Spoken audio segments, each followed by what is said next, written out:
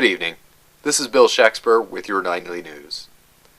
Tonight, 8 are dead in what police are calling the deadliest board meeting in history. The Denmark Corporation has been no stranger to scandal in recent days. CEO and founder William Hamlet Sr. was found dead unexpectedly last month of undetermined causes. Roger Claudius had been widely suspected of having an affair with Gertrude Hamlet, head of the board and wife of Hamlet Sr.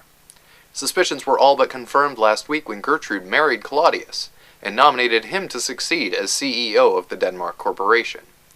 Claudius's contentious appointment as the new CEO drew sharp criticism from many, but none so vocal as Hamlet Jr.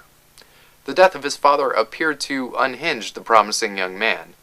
Hamlet abruptly ended his studies in England and broke off his engagement with longtime fiancée Ophelia Polonius, daughter of corporate spokesman David Polonius.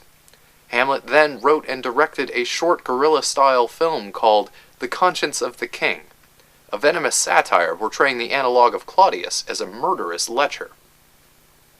Denmark Corporation spokesman Polonius dismissed the film's accusations as bitter propaganda from a sick, grief-stricken child, but critics and officials took notice.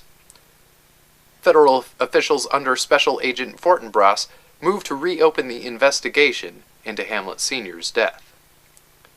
Yesterday, an argument in a private meeting between Hamlet and Gertrude got so violent that Polonius charged the room to subdue Hamlet. Polonius was killed, a victim of what was called a psychotic reaction to Hamlet's paranoid delusion. Police ruled the death an accident and moved to commit Hamlet into psychiatric care. Laertes Polonius then vowed revenge and publicly challenged Hamlet to a duel. Later that evening, Ophelia Polonius was found dead, drowned in the fountain with a toxic combination of pharmaceuticals and alcohol in her system.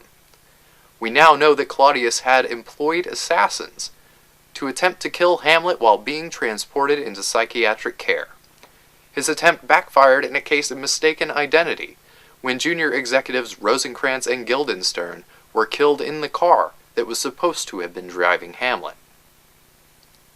Hamlet was released from psychiatric care with the help of legal wrangling by Robert Horatio, and the two men returned together to Denmark Corporation headquarters to confront Claudius. What followed was described by a deeply shaken Horatio as casual slaughter. When Hamlet arrived, a savage fight immediately broke out between Hamlet and Laertes. Claudius took advantage of the chaos and quickly moved to poison Hamlet. Claudius's scheme backfired again, and the poison cup intended for Hamlet claimed the life of Gertrude instead, and then Laertes. An already mortally wounded Hamlet then attacked Claudius, and both men died in the struggle. A federal team led by Special Agent Fortinbras breached the compound minutes too late, finding only one living witness in Robert Horatio. Fortinbras described the scene as tragic, but somehow familiar, as if the story had happened before and would likely happen again. This has been Bill Shakespeare.